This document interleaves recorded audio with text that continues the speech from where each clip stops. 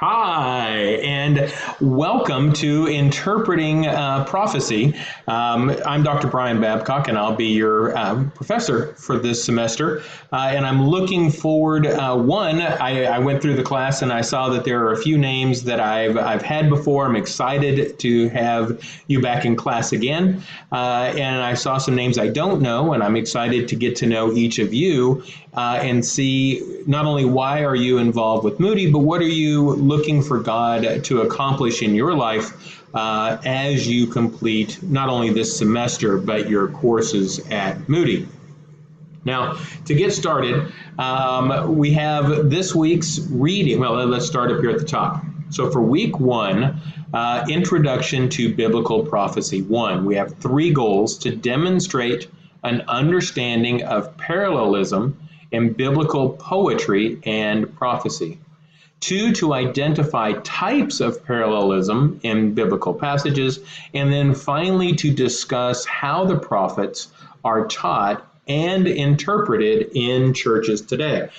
So one of the things I'm going to be looking for is how do you take the information that you have learned through the reading and through your research, and how would you apply that to the modern church today? But before you get started on the coursework, I would love to get an update on what's happening in your life. Please introduce yourself to the rest of the online class in the community post section of Blackboard, and give us an introduction as to who you are and kind of what you're doing. If you have a Facebook page or a blog or a website, feel free to share them as well as with any pictures of you, your family, your dog, anything that's important to you. We'd love to get to know you. I'd love to get to know you, and I know your other classmates would as well. So for this week, out of Gordon Fee, which is a great book and one that we've used in other courses, you're to read the section on the prophets. In Watson, you're to read the part on parallelism. Miller, a linguistic approach to ellipsis in biblical poetry. Chisholm, Beyond the Sentence, and Peterson and Richards, Parallelism. Each of these, if you go to them and click, you will be able to open a link to that part of the book or chapter that you're supposed to read. In addition, there are 2 videos to watch, Stanza Analysis 1 and Stanza Analysis 2. So about 15 minutes of video as well, understanding how to unpack biblical prophecy, which is often written in poetic language. Then for your assignments, we have 2 assignments. In assignment 1.1, it's a stanza analysis. So after watching the 2 videos on Hebrew poetry and stanza analysis, create a stanza analysis of Habakkuk 1, chapter 1, verse 12, up to chapter 2, verse 1. Using the approach shown in the videos and implementing the template grid provided in the course documents. So I would encourage you to watch the videos and do the reading before attempting to do this assignment. There are some nuances that I know you'll pick up on and apply. Submit your completed assignment by clicking on this 1.1 up above to do your intro. And this is not an introductory course, so I know you know how to work your way around Blackboard. The second assignment we have is a discussion board, and I want you to click on week 1.1 discussion board, title link above, and go to discussion. So consider the following passage from your reading in Fee and Stewart. It often happens that many Christians refer to the prophetic books, and let me move this over so you can see everything. There we go. Well, that didn't work. Let's try that again. Stay with me. There we go. Okay. It often happens that many Christians refer to the prophetic books only for predictions about the coming of Jesus and or certain features of the new covenant age. as though prediction or events far distant from their own day was the main concern of the prophets. And I think this is a very true statement. We think of prophecy as forward-looking, as revealing something of a spiritual or theological nature that is going to happen in the future. But in fact, using the prophetic books in this way is highly selective. Consider in this connection the following statistics. Less than 2% of the Old Testament prophecy is messianic. So less than 2% of all prophecy in the Old Testament actually points to Christ. Less than 5% specifically describes the new covenant age, and less than 1% concerns events yet to come in our time. So if you put all that together, less than 10% of prophecy is forward-looking beyond biblical times. In a discussion board post, answer one of the following questions. So there are 3 questions, and you're to pick one of the 3. Number 1, why do you think many Christians focus on a small percentage of passages in the prophetic books, and how can this be corrected? So looking at 90% is concurrent or at least a short-term prophecy. Why do you think Christians discount that and only look for what is yet to come? Number 2, what has been your understanding of what the prophetic books are about? So if you were to sit down and say, what's prophecy? How would you define it? And why are these books included in the Old Testament? Compare and contrast with the understanding described in Fee and Stewart. So if you're going to pick this question, think about how you would answer it without any book learning whatsoever, and then go to Fee and Stewart and see how they answered this question, and try to consolidate those two. And then finally, a third possible question for you to answer is, how have you seen the prophetic books preached or taught in church? Compare and contrast with the understanding described in Fee and Stewart.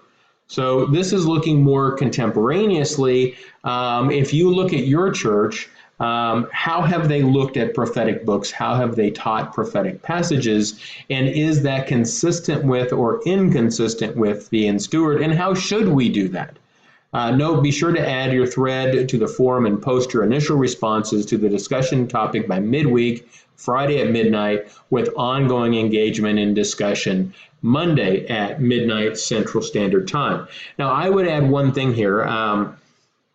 For your discussion posts, I would encourage you to pick someone who goes a different way on their question than you do, whether they answer the same question differently or whether they answer a different question, and then engage with someone on at least 2 occasions over the course of the weekend. And by doing that, forcing yourself to not only engage at multiple points over the weekend, but see if you can start up a conversation on why they feel the way they feel that, and how it might engage your thought process as well. And to that end, under announcements, I've added a few Professor Babcock specific policies that you should be aware of. One is a late policy. Moody has a very stringent late policy, which says you get nothing if you're late. Many professors don't follow that and just say whenever you want to turn in an assignment is fine. I feel that's a poor decision, and I have a very strict, albeit more lenient than Moody's, but a very strict policy on late assignments. In my experience, a student who begins to fall behind will end up staying behind the entire semester, and it becomes a very difficult struggle for them to be part of the class. It turns into more of an asynchronous, self-paced class, and that's not the intent of our courses at Moody. So please take a look at the late policy. Under that, I have a discussion board expectation. It talks in more detail about how I grade discussion posts and just how I score those. I have a quick tutorial on how to do Turabian citations. This is a master's level course. I'm expecting ongoing research for assignments, and I'm expecting you to engage with that research meaning that you need to do footnotes and a bibliography. I do count off if you don't do them properly. So I have a quick tutorial on the proper way to do citations in Turabian. On writing style, we talk about Turabian, but I do look at grammar and punctuation. I tend to correct it for a while before I mark off. But I want you to be careful of the way you write. I think again, at a master's level, it's important that we write correctly. Third person versus first. In undergraduate, you were probably taught that everything should be third person. Publishing writing styles now today allow for first person, so I don't count off for that. And in fact, I think it is a more engaging writing style to use first person. So if you use third, that's fine, but know that first person is fine. I do not like passive writing styles. It's something that we did as youngsters that we now are trying to correct. To be more active in writing style than passive in writing style. Page links. Page links to me are a guideline, and this goes into a little bit more detail on that. I am looking for you to master the material. If that takes 3 times the amount of space, then by all means take 3 times the amount of space. If it takes half the amount of space to master it, by all means do half. So I don't count scores based on length. I only count on content, so don't worry about length. And then we go on to Moody stuff. So please look through course announcements, and then for discussion posts, class introductions. Please be sure to put your introduction in. I have mine, where you can read a little bit about my past and interact with me as well. So I look forward to a fantastic class. I know that you're going to do great. I know that academically everyone will do fine. I'm looking forward to see how God works in everyone's lives and ministries through this material. So have a great day. I will talk to you soon. And feel free to email me or call me as you wish during the course of this semester. I am out of the country for the next 8 weeks in Antigua, but I have my phone with me at all times. So feel free to email me or set up a time for a quick call.